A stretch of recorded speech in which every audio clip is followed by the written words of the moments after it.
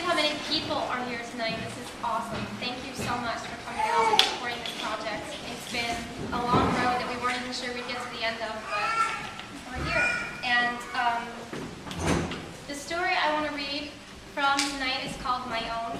I don't know many people that can actually identify the point in time at which they figured out who they were.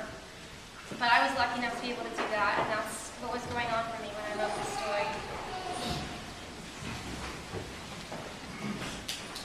We finally arrived in Los Angeles on October 5th, 2005, after nearly a week on the road.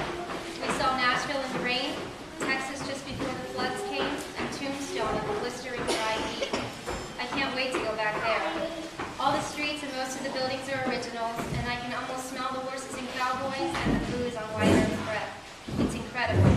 I honestly must have lived a past life in the 1800s Wild West, as I felt such a sense of belonging. It's one I've never felt anywhere else but home. Arizona's Dragoon Mountains were spectacular. Until this trip, I had never seen mountains so huge in my life.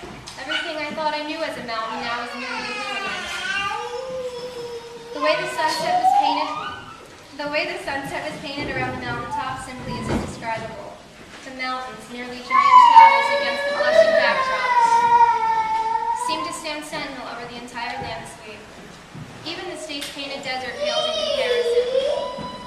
While I'm awestruck and in love with everything I've seen on the way, it really drives home how far away I am. I can't believe how much I miss Pennsylvania and my family. I feel so removed from everyone here, but I love being in the land of eternal sunshine, and in his bed every night.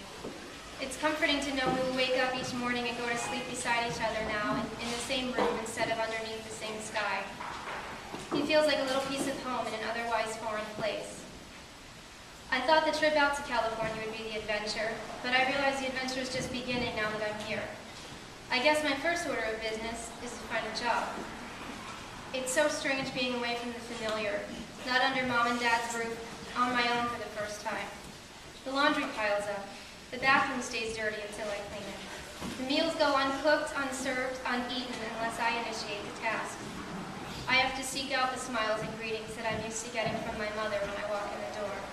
I have to call my dad on the phone if I want his input, his advice, to say goodnight, and it's terrifying. Sometimes the fear and uncertainty threaten to choke me to death in my sleep. Sometimes the tears and the pain and the longing, the weight of homesicknessness feel like they may crush me, suffocate me, or bury me alive. But I need to be here. It's this innate knowing of that fact, but for what, how long, and why, I don't know. It makes it hard for others to understand my need to up and leave home, to be here, with no plan, no concrete idea of where I'm headed or what I plan to do. And no one is more frustrated by this than I am. Do they think this is easy?